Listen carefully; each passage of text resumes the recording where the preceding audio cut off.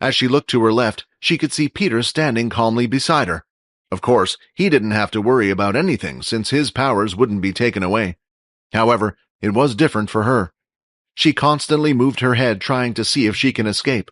Although none of them were planning to sit down, there was a chair behind each of the 8 students. Perhaps they would be asked to sit, the further they stayed inside the room. It was a small meeting room, used for one-on-one consultations.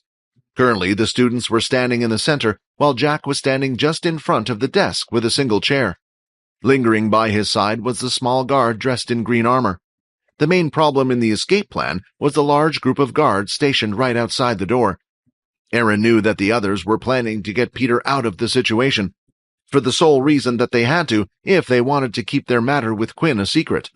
But now she wished she had stayed in the meeting room so she would know what their plans were. Maybe she could have helped. "Now, you might be wondering why you have all been brought here in front of me today," said Jack. "It seems like, either one way or another, you have been suspected of a dangerous crime, though I do not know what the crime is. Perhaps a part of secret terrorist group plotting to go against the military. However, it is not my job to find that out, because that's the school's responsibility." Halting his speech, Jack slammed his hand on the table to inculcate the gravity of the situation to the students. He resumed his talk again. "The punishment that has been handed to you is to have your abilities taken away." As soon as Jack said those words, a couple of students dropped to their knees, complaining, "But I didn't do anything, this can't be right." Some of them cried, while one student, who was closest to the exit, dashed towards the door. Before he could even take a few steps, he felt a stinging pain on the back of his neck. His head started to swirl, and his vision slowly began to fade, until he suddenly collapsed on the floor. "Oh my gosh, is he dead?" a student cried. The others were unable to see it because of how fast everything had happened, but Erin had seen it all. The green guard had taken out what looked like a small needle and swirled it inside his mouth with his tongue. Now, laced with a tiny amount of what looked like green liquid, it was catapulted right at the student's nape. "I hope nobody else tries that again," Jack said. "This process is meant to be quick and painless. Now, please sit down on the seats behind you. I don't want there to be any more accidents." Each of the students did as they were told. They carefully watched the guard lift the student who was passed out onto one of the empty chairs. This was a deal-breaker for Erin. She had to do something, otherwise she would lose her ability forever. Hence, with a resolute countenance, she faced Jack and uttered, "But we didn't do anything, sir," Erin said. "If you do this, people will find out about your made-up lies. We can just tell everyone the truth." "Oh, don't you worry about that. Once I take your abilities away, you shall all pay a special visit to the dungeon.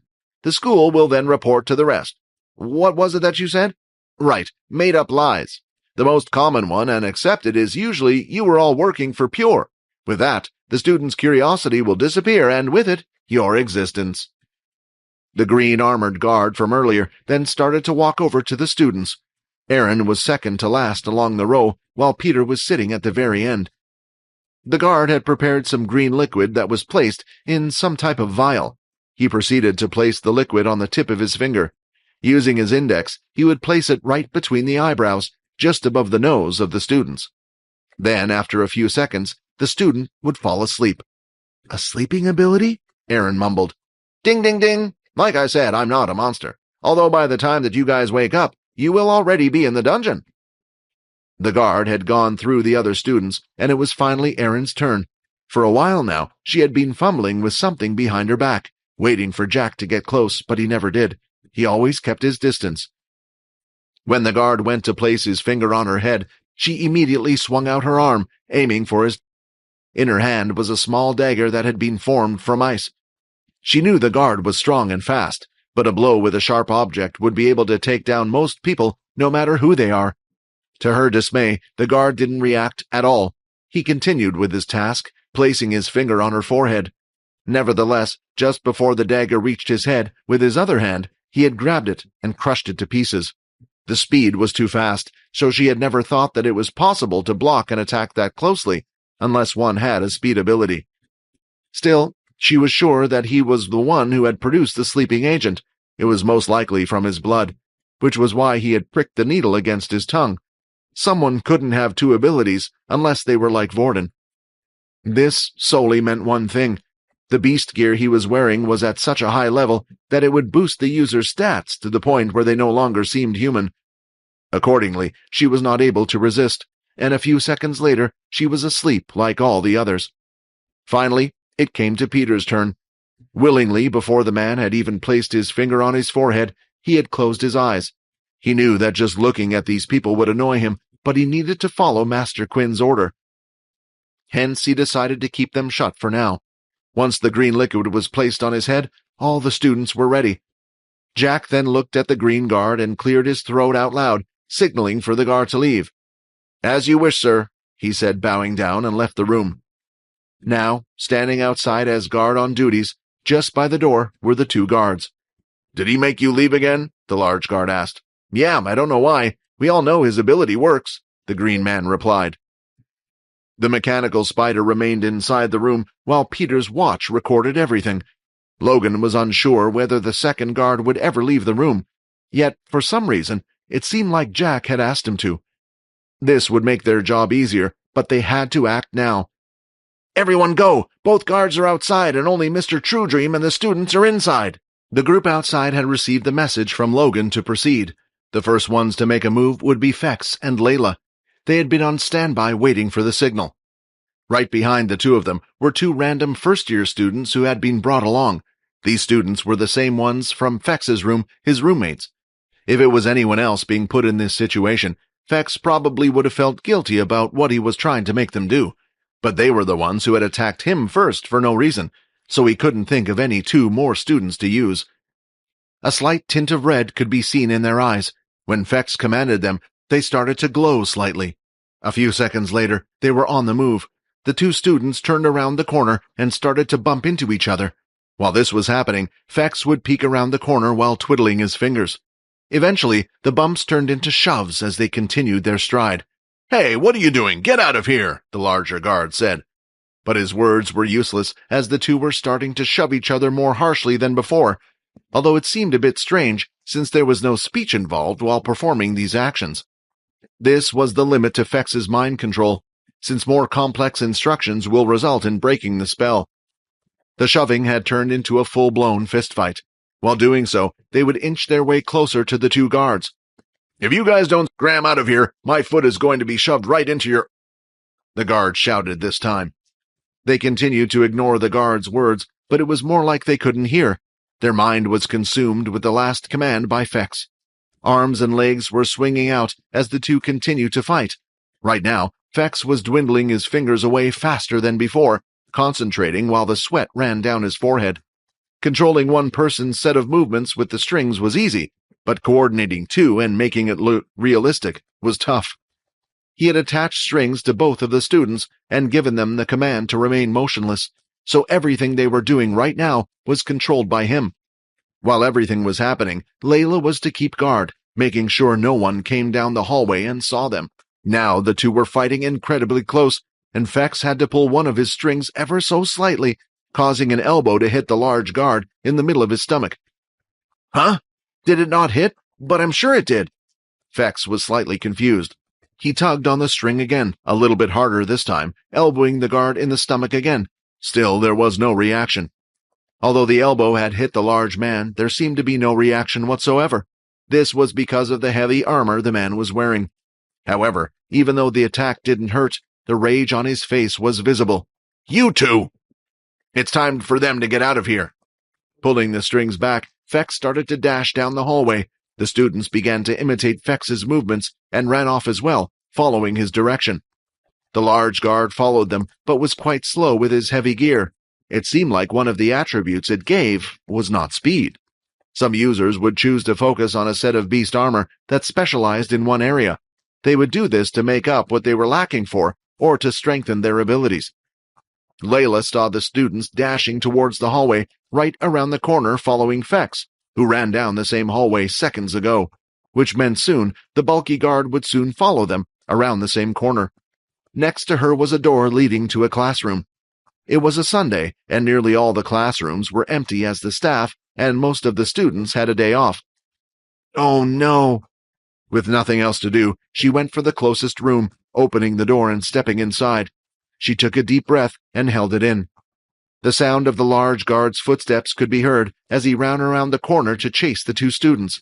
Once the footsteps could no longer be heard, she stepped out of the room again. As she turned to look around the corner, she noticed there was still another problem. The second guard was still standing outside. As long as he was there, Vorden and Quinn wouldn't be able to get inside.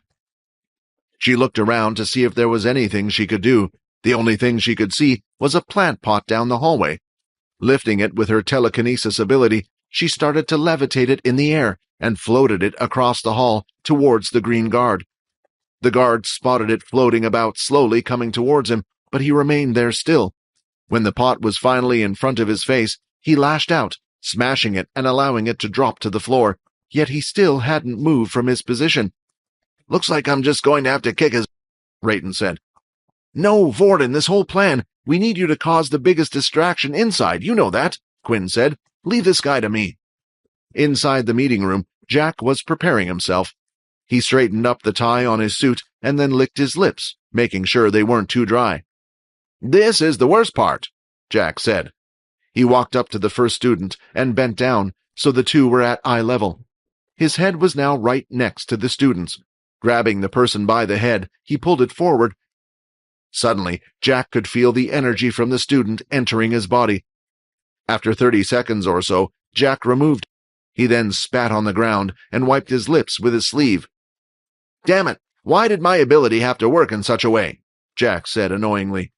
The only way Jack was able to take the ability of another was to forcefully drain it from their mouths. He had tried and tested multiple ways, but for some reason, this was the only way that worked. Some of the stronger abilities seemed to have certain restrictions, similar to Vorden, who had to touch the other user, and how it would only last up to 24 hours. Still, there was nothing he could do about it, so he continued to go down the line against each student, draining their abilities. After each ability had been drained, he could feel them lingering around inside his stomach. Each of the forces was like little flames, all different from another. Finally, he had reached Erin. "Now here is someone I don't mind against," Jack said, as he looked at Erin's delicate face and realized she was a true beauty. It was a shame she was still young, otherwise he would have taken her back with him. The energy flowed through Erin's body and slowly entered Jack's. While doing so, he could feel a slightly cold sensation. An icy breath was seen. Her ability had been taken, and it now remained inside of Jack. Now there was only one student who remained, and that was Peter. As Jack looked at him, he realized that Peter wasn't an attractive sight at all. His face was sunken in, and he looked dehydrated, almost like he was already. If he didn't see him moving earlier, he would have thought he was. "All right, last one." Jack then moved his face closer to Peter. He closed his eyes as he went to. "What the hell do you think you're doing?" Peter said. His eyes were wide open, and he was staring at Jack, who was standing right in front of his face. "You're awake! But how? I saw him use the sleeping agent on you!" Jack shouted as he backed away. He panicked and quickly hid behind the desk. "Kenny, get in here right now! One of them is awake!" Jack shouted, very much panicked and frightened. A situation like this had never happened before. Just as Kenny was about to open the door, a shadow raised from underneath, blocking his path. A strange shadow rose from the bottom of the door, completely covering it. After a few seconds, it looked like some type of shadow hand had formed, reaching out to Kenny, the guard in green beast gear. He quickly reacted, taking a few steps back, not allowing the hand to touch him. He had never seen anything like it before, so he made sure to be cautious. It was a phenomenon unknown to him, so first, he needed to find out what it did before he could act accordingly. He took a single needle and swirled it around in his mouth before throwing it towards the shadow. But when the needle hit, strangely enough, there seemed to be no reaction at all. "What is this thing? Is it some kind of ability?" This was not good. Judging by the screams inside, it was clear that one of the students was still awake. If they were using their ability right now, it could be the end of the True Dream family. Of course, it was Quinn. He had used his shadow cloak ability to sneak up to the remaining guard in the hallway, and when he heard Jack True Dream screaming for help, he had decided to distract the guard, to give Vorden a chance to sneak into the room and take care of Jack. When he started his shadow control ability, he had to drop his shadow cloak, so the guard was going to notice him any second now. The guard looked around to see if there was any other way into the room, and that's when he spotted someone. A man dressed in a black suit of armor, wearing a demon mask covering his face. Even the top of his head was covered, showing him the jagged white mechanical eyes of the suit. "Is it you?" the guard asked. He knew he had to get inside quickly because of the main weakness his boss had, which was that he couldn't use the abilities he took from others. He was only able to give them to other people. So at the moment, he was defenseless without his guards. Quinn said nothing in response and started to dash forward, bringing the shadow from the door back to him, and it was now hovering above him. The guard saw this and immediately threw several needles, but the shadow managed to block them all. Quinn quickly moved aside, pulling the shadow close to him, allowing the needles to pass through and continue down the hallway. Damn it, this is the problem going up against an original. The guard was right. One of the main advantages one would have in a fight was knowing the ability of the other, using the information Logan had given him and his inspection skill. Quinn knew he couldn't afford to get hit by those needles. He wasn't sure if his suit was strong enough to block them, so he would keep the shadow close to himself for protection. When the guard saw that his needles were ineffective, he quickly pulled out his dagger. He was waiting for Quinn to get close. However, when they were around 9 meters apart, Quinn jumped into the air, spinning his body, and then threw out a kick from the side. Blood crescent kick. A large crescent-shaped line of red aura came out, strong and fast. The man had never expected this. He thought because the shadow was only used for defense so far, it would now be used for an attack, so he was keeping a keen eye on the shadow's movements. But instead, it looked like his opponent was using a completely different ability. He could do nothing but take the attack head-on. When the aura was directly in front of him, he struck at the red aura, which then shattered and disappeared. Quinn stood still for a moment. His new skill was one of his strongest attacks in comparison to others. The only one stronger was his blood hammer. Still, the person in front of him was easily able to shatter it with his weapon, and there didn't seem to be a chip or anything on it. Right now, Quinn had to be incredibly cautious if he was to get out of here alive. What he didn't know was that at the same time, the guard in green gear was having similar thoughts. What was that attack? It was so powerful, he thought. His hand was feeling numb from the impact of the blow, and it had taken a decent amount of strength for him to shatter that red aura. Who are you? You should know who we are. Why are you attacking? The guard tried to distract Quinn. Quinn spoke into the mask, which gave him an altered, deep electronic voice. We know what you have been doing. We know Pure have been following your actions for a while now. We're here to save those kids from you, Quinn said. Right now he was improvising on the spot, and Logan was helping him with what to say. The reason why Logan thought this would be their best option was since they wouldn't run an investigation on those closest to the kids. In a way, it was true that Pure had informed them of Mr. True Dream's plans, but they weren't the only ones taking action. Knowing this, they were less likely to think someone associated with the kids were trying to save them. Come on, Vorden, hurry up, Quinn thought. Rayton, what are you doing? I said not to touch him, Vorden said. You know we don't have a clue about how his ability works. If it's like ours and we touch him, we might even lose our own, and then we would be defenseless. Maybe Erin's ability was taken, but if ours gets stolen as well, we would become useless. I wasn't going to suggest that, Rayton said. I think we should here and now. That way he will no longer be a problem. The room was slowly heating up as the flames started to spread from one piece of furniture to the next. Soon the entire room would be engulfed. Peter had already left the room, carrying Erin over his shoulder. He followed Logan's instructions, telling him where to go, making sure to avoid the hallway where Quinn and Kenny were fighting right now. The directions he was giving them were to his room. Right now, it was the safest place he could think of. Unlike the other rooms that had routine checkups now and then, Logan's room was different. It was off-limits most of the time. This was a special request he made because of the number of different inventions he contained there, afraid that someone would come in and possibly take on his ideas for profit. At this point, the smoke had hit the detectors above, and the sprinklers had been activated. However, the flames were too strong to completely get rid of the fire. It could only slow them down for now. Looking around the room, Jack could only see the students who were asleep in their chairs and was wondering what had caused the fire. However, when the sprinklers had turned on, the drops of water bouncing off Rayton formed a slight outline to be seen. Rayton not only had the abilities of fire, but of invisibility as well. The strange shape that Jack could see was standing right in front of him. If it wasn't for this, he would have dashed for the door. Rayton had suggested Jack, but Vorden knew this wasn't an option. The simple reason was the balance of the current world right now. If True Dream were to die, it would go back to what it was like after the war. When the war had ended, Earth was a mess. Ruined cities, a low population of animals, and a lot of the land had sunken into the sea. The whole human race had been struck with poverty. Only there was a big difference now. They had powers. This caused more war to happen than ever due to the lack of control. Eventually, the rise of the three families had come to create some type of order, but the relationship between the three of them wasn't the best either, and the fighting continued. The military had power, but they weren't strong enough. They would have many people switching sides between them and the three families. That's why when True Dream had come to them seeking support, it was a blessing. It was someone the military could use to keep everyone in place, and it was why the current system had been put in the first place.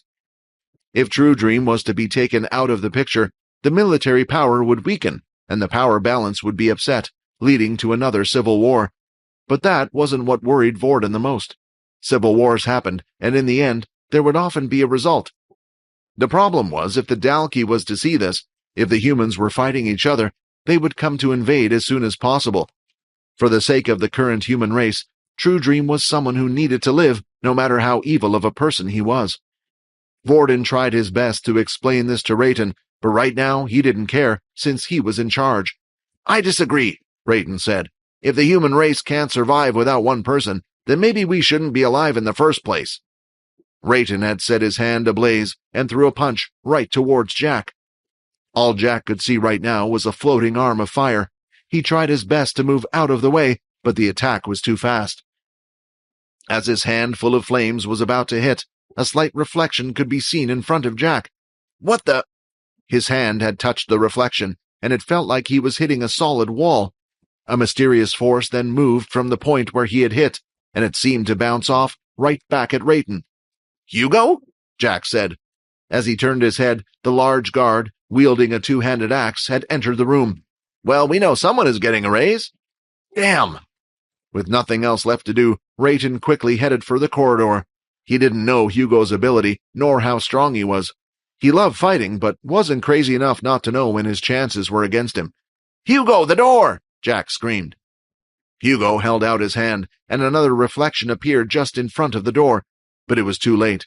Jack could see the figure moving through the sprinkler's water, and it was clear it was no longer in the room with them. "Damn it, you're too slow. Forget about that raise, let's get out of here." As Rayton ran down the hallway, he could see Quinn, still busy dealing with the green guard Kenny. "I'm leaving," he shouted. And that was the signal for Quinn to disappear as well. Using his shadow cloak skill, suddenly he disappeared right in front of Kenny's eyes. A few seconds later, Jack and Kenny came out of the room. "Where the hell are they? Find them now, and find that girl and the boy. I want them dead, you hear me?" Jack shouted. Instead of listening to Jack's words, Kenny immediately ran back into the room they had exited from. He ignored both Jack and Hugo. The fire was still burning in the room, and the students were still asleep under his ability's effect.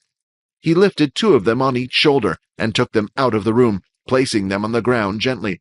He then did the same with the other four, and eventually guards had arrived to help extinguish the fire. Jack then walked up to Kenny and whacked him across the face, giving him a big slap. "Did I ask you to save those students? You let them get away. If you don't have any information, you know what will happen to you." While looking at the kids all safe out of the room, Kenny had a smile on his face, although Jack was unable to see this due to the mask covering his mouth. "Sir, it seems like there were a few of them. I'm not sure how many, but there were at least two of them. They claimed to be from Pure and were trying to save the kids." "Pure? They've been tailing me for months, but never acted out. This is a first for them. I thought I was safe here, so I didn't bring anything with me. We'll head back for now. I can't risk staying here any longer," said Jack. "But before we go, send a report to Duke. They want to save the kids that badly? Well, I won't let them have their way. If Duke is to find either of those two students, they are to be sent to me immediately, you understand?" "Yes, sir," they both said. As the three of them walked off, Logan's mechanical spider had done the same. He had listened to everything Jack uttered. After a few minutes, everyone returned to Logan's room. Vorden, Peter, Layla, Fex, Quinn, and Erin were all inside, but Erin was lying on the bed still under the sleeping spell. "We did it!" Layla shouted. "I can't believe we got them out of there." "Man, that big guy was scary," Fex said. "For a second I thought he wasn't going to give up. Also, he moved pretty quick for a big guy." "I wouldn't celebrate just yet, guys," Logan said. "It seems like we have a problem." Logan then played the recording of the mechanical spider. It stated that True Dream would order the school to bring Erin and Peter back if they were found. They had hoped to claim they were from Pure. Perhaps Jack would let the whole matter go and aim his anger at them, but it seemed to have the opposite effect. "So, what are you saying, Logan?" Vorden asked. "That we have to hide both Erin and Peter forever? We can't do that in the military base. That's just not possible. Sooner or later it will slip up." The group remained silent as each one of them thought about what to do. So far, they had managed to come up with a plan to get out, but this seemed to be the most complicated one. It wasn't like they didn't think this would happen, but the problem was they had concentrated so much on saving their two friends, they didn't think about what to do after. Of course, the school wouldn't just let them go. They knew the truth about Jack, so the best-case scenario was for them to end up in the dungeon, but now probably something even worse would happen to them if they were found out. Quinn's secret was kept, but at what cost? The anger of the Big Four, the loss of Erin's ability. As Layla looked around the room, she could see everyone had a look of defeat on their face. Even the genius Logan hadn't come up with a solution. She then looked at Erin, who was sleeping away, her dear friend who had looked out for her this whole time. Although Erin might not have seen her as a friend, Layla did. She couldn't let Jack get her hands on her. There was only one thing she could think of to get them out of this. "Guys, I have a solution, but please, I don't want you to hate me after this," Layla said.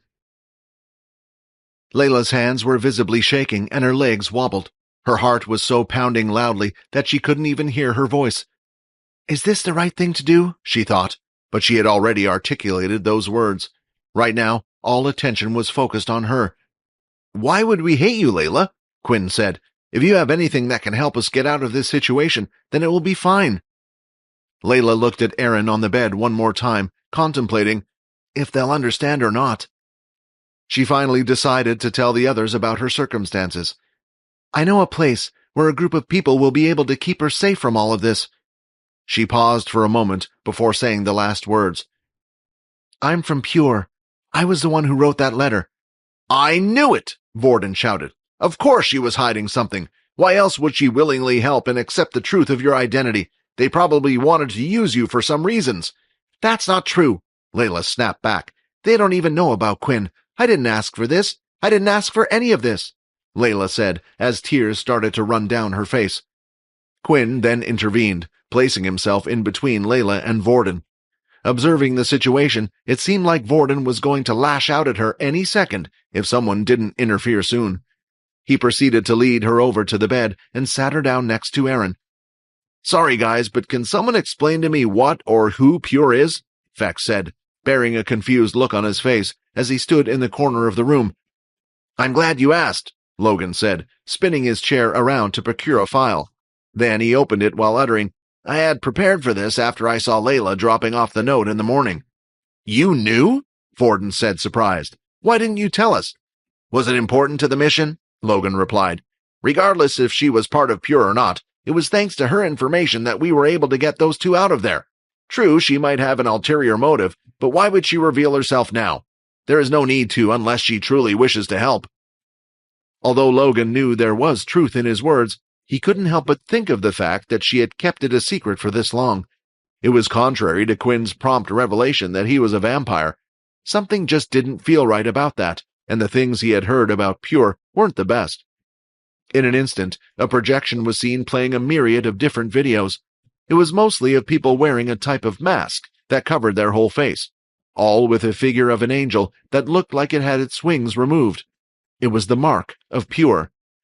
The video showed multiple explosion attacks on certain buildings, and different factions were being conducted. It wasn't a pretty sight at all. "Let me warn all of you, what you are seeing now is pretty biased. The only information I can get about them is filtered through the military. However, nearly everyone knows the basics. Pure has only one goal: to get rid of all abilities. They believe that the world and the system currently in place are wrong. Even before abilities were introduced, many complained about the gap between the rich and the poor. However, they feel like now, even the basic human rights don't exist to those with weaker abilities, Logan explained. Which is pretty stupid if you ask me, Borden said. It was only thanks to those with abilities that we were able to battle the Dalki. If we get rid of them, what do they want us to do? There are only a few people who would be able to kill beasts without the use of abilities in the first place, to then later make equipment to fight them. That is, unless you're not human, of course. These reasons were why Borden was so suspicious of Layla. It made sense to him. There exists a stronger being that didn't rely on abilities. Even though the vampires had different levels, Borden wouldn't put it past Pure to not think ahead. Wait, there is something that I don't understand, Feck said. If Pure is a group of people who hate abilities and Layla is one of them, then why does she have an ability? They soon realized that Feck's words were true. It was a bit hypocritical of a group who hated abilities to have people within the place with them. Everyone then turned to look at Layla as they coveted to hear the answer. I didn't mean to deceive any of you. My situation here is quite complicated, Layla began to reason out. As Logan explained, you all know what our goal is. As of the moment, the world is in balance, but the main culprit of the system in place is the military. However, the only reason they can enforce the rules is because of True Dream. At the same time, True Dream is a blessing for Pure, since he's the only person that can take anyone's ability away. Layla sighed after her lengthy explanation as she gazed at every one of her comrades, continuing her speech after a few seconds. True Dream only visited this military base. We have agents stationed at every base so far, but only at this one did they never come back. Accordingly, they wanted a student to infiltrate it. And they sent a kid? Borden explained. Seems like a good place to send Erin, then, doesn't it? I volunteered, Layla shouted, yet her eyes slightly twitched when she said those words. Because the truth was she didn't volunteer for this mission, but her mother offered her daughter for her benefit. Look, this isn't about me and Pure. This matter is about Erin. Right now she doesn't have an ability. True Dream has been known for doing this to people, and we've taken them in, though we still looked out for them. We will do the same for Erin. Borden then dragged Quinn towards the side and whispered in his ear, You're not considering this, are you? For Erin and Peter to go over to Pure? After hearing this, Quinn was struggling. He was pretty sure that Layla meant no harm, yet putting his friends in the hand of strangers and sending Peter would be a huge risk. His evil nature, without Quinn by his side, would take over. Moreover, if they ever found out who he was, it would be no better than the school finding it out. Nevertheless, it was different with Erin. Henceforth, Quinn shifted his stare towards Logan, asking, Logan, don't you have everything recorded? Can't we just use that as blackmail against True Dream? Spread it on the internet or something? Impossible, Logan replied without delay. You remember the reports I brought up earlier? The military has a monopoly on what can be seen and what cannot. It would be taken down in an instant, and no one would want to host such a thing. They would be going up against two powerhouses. No one has the power to go up against them. I'm sorry, but I wouldn't even want to risk the safety of my family by angering them. When Logan enlightened the actuality, Borden started to think about his own family. If it was them, they could do something about it. The sole problem was that he wasn't on good terms with them at all. No one in his family would listen to him, much more do him a favor. It wasn't the Blades family way. It was why he had never considered it to be an option in the first place. I think we have no other choice, Quinn said. The best thing for Erin will be to go over to Pure. The two of them are close, and if Layla wanted to hurt any of us, the last person she would hurt would be Erin. Wait, only Erin? Layla inquired. But what about Peter? He can come too. Quinn shook his head as he looked at Peter.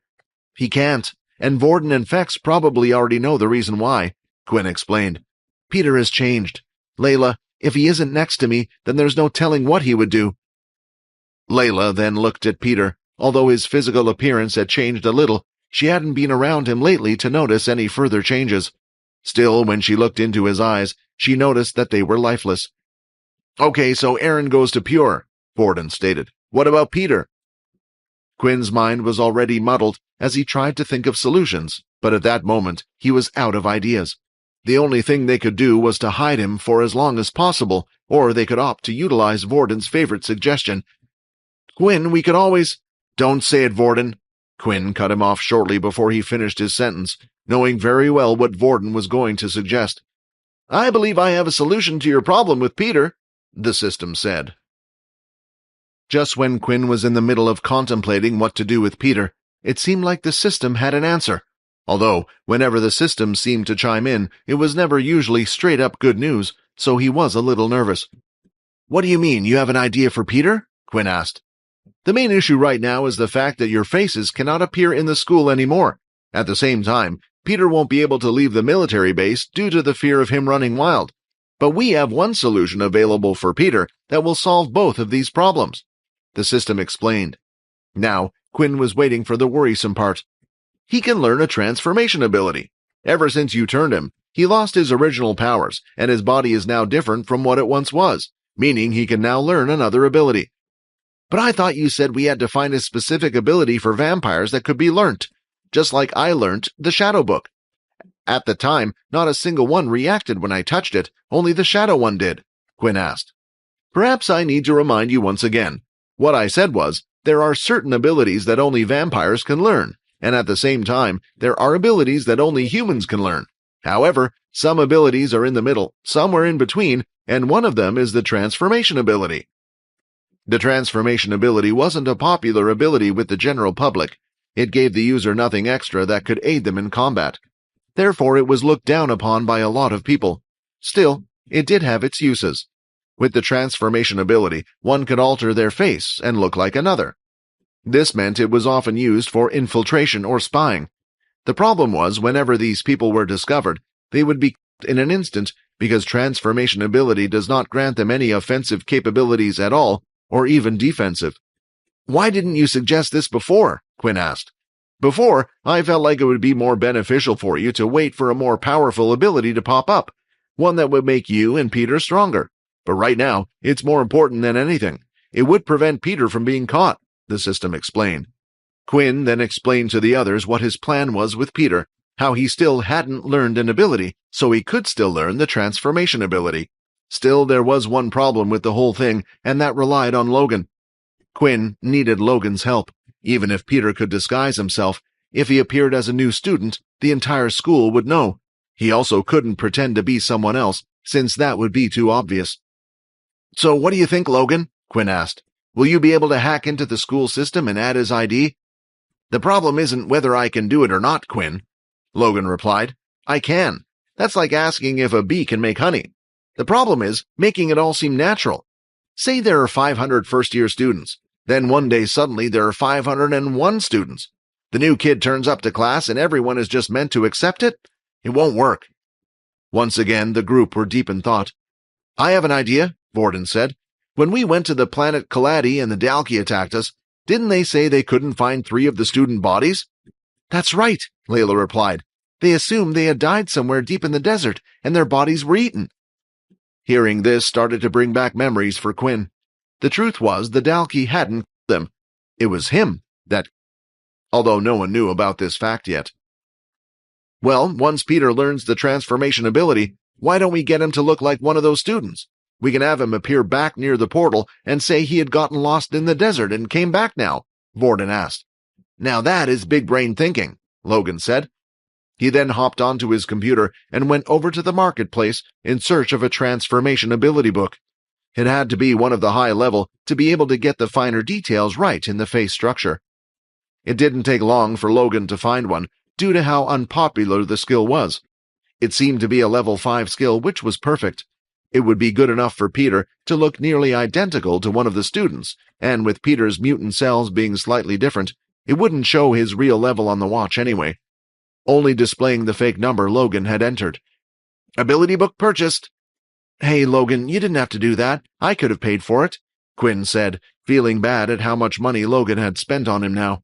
Don't worry, Quinn. I'm involved in this too now, and if I didn't want to do it, I would have kicked you all out of this room. Besides, who said I wasn't keeping a tab? I do have to warn you that I do charge quite a lot of interest, Logan said.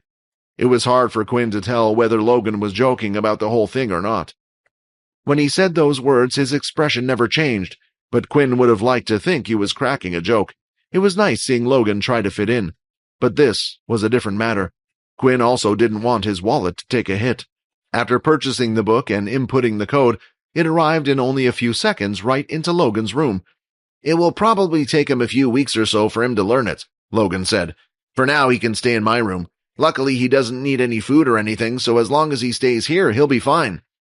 Quinn didn't like the idea of that. He could imagine either Peter accidentally touching one of Logan's prized possessions or getting a laser beam shot through the chest. Or Logan would say something that caused Peter to snap. "Let me try something," Quinn said as he walked over and grabbed the book himself. "Level 5 transformation ability book obtained. Would you like to store the book?" "No." "Option to use the ability book on family member Peter. Would you like to use it?" Although Peter didn't have a system ability, Quinn had a feeling something like this might just work. His family was linked through the system. The system had also mentioned if Peter and Quinn were fighting near each other, Quinn would get the EXP for it. So it gave Quinn hope that just maybe something like this would work. "Maybe we won't have to wait at all," said Quinn as he accepted the system's suggestion. The book floated in the air and flew over to where Peter was. The pages turned and turned until they hit the very last one. Then the book started to disintegrate in front of everyone's eyes. "Peter Chuck has successfully learned the ability Transform." "Peter, do you want to try transforming into me?" Quinn asked. As a tester, Peter did just that, and slowly his face started to reshape and reform into a second Quinn. It was nearly perfect. There wasn't enough of a difference for someone to notice using their eye. The others watching were amazed by this. Logan was the only one in this room that had an idea of what just happened. While Vorden and Layla had put it down to vampire stuff, they just didn't understand the specifics of what just occurred in front of them. However, there was another vampire in the room who had seen Quinn do something that he had never seen another vampire do before. Just like humans, vampires usually had to take time to learn the abilities that they wanted to learn. Yet, he had just witnessed a vampire learn an ability in an instant. "Just who are you, Quinn?" Fex thought. At that moment, groans could be heard in the room. As they turned around, it seemed that Erin was about to wake up. It was now time to tell her what her fate was going to be. In the room on Logan's computer, 3 different profiles were displayed. It was displaying information about the 3 missing students from the Dalkey attack. Since the transformation skill was at level 5, Peter was only able to imitate a person's facial structure. There wasn't anything he could do about a person's height or physical appearance. This also meant that he wouldn't be able to pretend to be a girl unless one had the same body type as his. Higher-level transformation ability would allow him to do this in the future, but they weren't available in the marketplace. Logan decided to look at the height details and images, trying to select the best one that would suit Peter. Out of the 3, there were 2 that matched Peter the closest. Now, while deciding between which one, Logan opted for the one with less background information and with an ability they could pass off that wouldn't cause too much trouble. Their options were a wind user or the duplication user. In the end, they decided to go for the duplication ability user. It was the best option for them. Peter would no longer have to go to the elemental class and try to pretend to be able to use a certain type of ability. This would make Vorden's job a lot easier, and he would also be able to join Quinn's beast weapon class, allowing him to keep a close eye. Hearing this, Quinn wanted to protest the idea. Out of the 3 men from Ben's group that had attacked him in the desert that day, 2 had died while 1 had lived. That was the same person they were suggesting Peter act as. Quinn had left him in the desert after removing his memory, but he never came back, nor did the search party find him. Perhaps while he was laid on the desert floor, a beast did come and... After thinking about it, he realized if he hadn't come back now, the chances were really low of a person returning. He was most likely... Peter looked at the screen and carefully started to morph his face. The student had medium-length brown hair, and one of the finer details about him was he would often wear a bandana that cut off one side of his hair while the other remained up.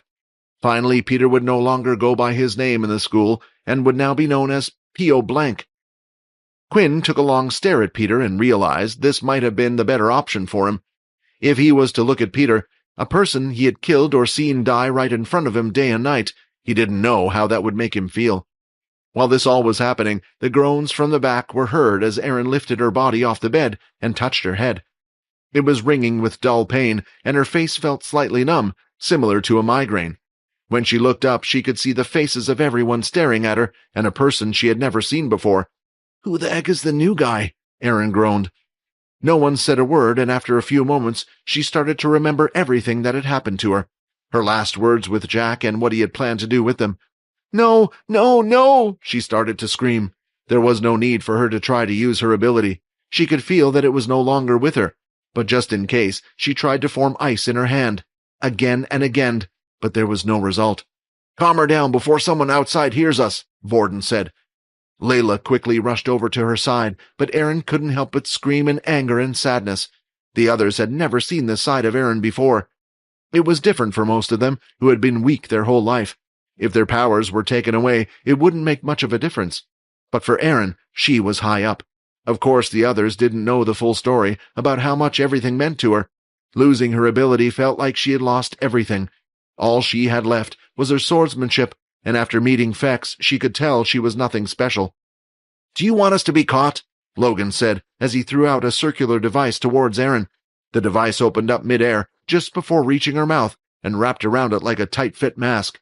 The screams had stopped, but the tears continued to run down her face. "Erin, I know you are upset, but right now your situation involves all of us," Logan explained. "I can't have your selfish actions harm me or the others. Now, Layla, I believe you would be the best person to explain to her what we have planned." While Erin's mouth was covered, it was a lot easier for Layla to explain. It gave no option for Erin to complain in between, and allowed Layla to explain everything. She explained how Jack had sent out a search party for her and Peter, how she was part of Pure, and they would be sending her to Pure for protection. Logan then walked up to Erin and had a few words to say himself before taking the device off her mouth. "Now if you scream, it goes back on. The situation is not favorable for any of us, and please trust me. We went through all the options. I even looked into your background and thought about seeing if we could send you back to your family, but that's not possible. Staying with Pure is the only option we have."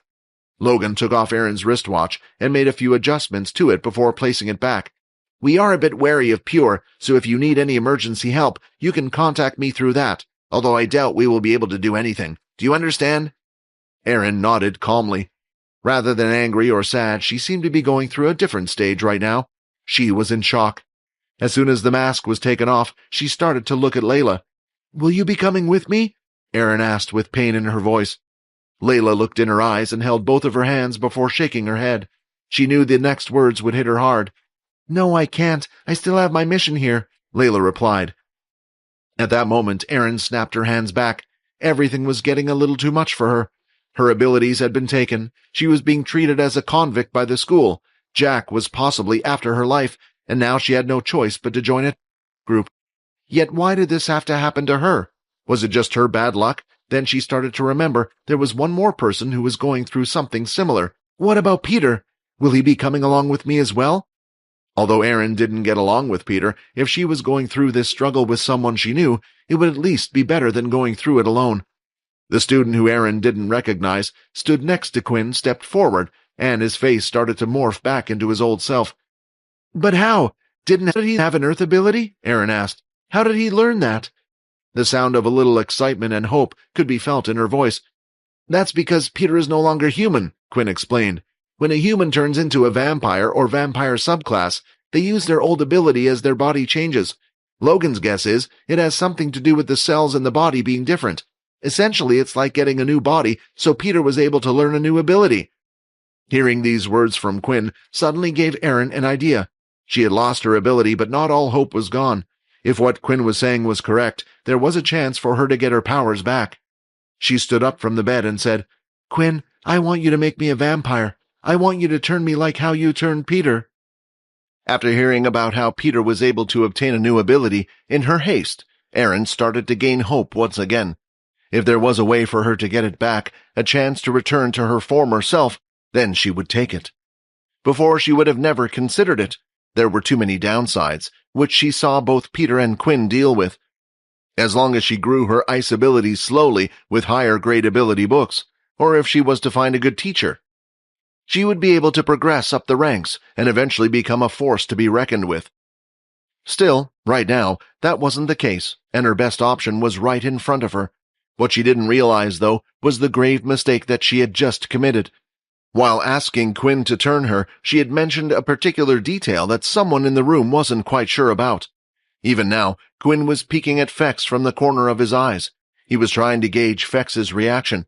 Many times before, Fex had mentioned the fact that he thought Peter had been created by an irresponsible leader. However, Fex didn't have much of a reaction. He continued to stand there, without any reaction. The reason was that he had already assumed Quinn was the one who turned Peter. He wouldn't have been so loyal without his master by his side. It also explained why Quinn wasn't trusting Fex in the first place, other than his shadow ability. Peter was illegal, and if the council ever found out about Peter, both of them would be executed. The reason why Fex didn't have much of a reaction to what Erin was suggesting, though, was because of their vampiric limits. Even without the laws, a regular vampire could turn, at most, one person. Someone like Fex could turn two, and he would be permitted to do so when he ascended to the noble rank. He knew Quinn's strength, and never thought he would be able to turn more than one person, so Erin's suggestion meant nothing.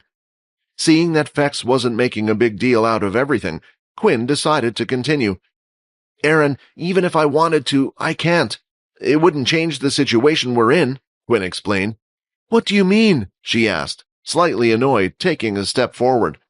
It seemed like Erin was starting to regain her snappy confidence back, but Quinn could also tell this meant her emotions were all over the place, and she was still very much unstable. Taking a step back, Quinn tried his best to explain. "First, I think you're forgetting the main issue here. It isn't that your ability was stolen from you, but it's the fact that the school and Jack are after you. Either way, we need to hide you somewhere, and going to Pure is the best option. If I was to turn you and you were to turn into a ghoul, like Peter, or maybe something else. Once they found out, who knows what they would do to you." Although Layla felt a little hurt about the others talking badly about the organization she was in, at the same time, she couldn't intervene and argue her case. If they did find out Erin was a type of vampire they didn't know about, who knows what they would do to her? Even Layla didn't know. "And the last issue, say you turn into a vampire, then what? Do you want the same ability as Peter? To transform? I would have thought you would have at least wanted something similar, if not better than your ice abilities." "Fex can teach me his string ability, or your shadow ability looks nice as well," Erin snapped back, forgetting about the first point Quinn had made and only focusing on the fact that Quinn would be able to help her gain power. What Erin didn't know was Quinn had learned his ability through an unusual method. He hadn't practiced the techniques written down in a book. Everything just worked through the system. There was no way for him to explain or teach someone how to use the shadow ability. And unless Erin was part of Fex's family, he wouldn't be happy to teach her to use his strings either. "Perhaps I should take over the explaining," Logan said as he moved forward.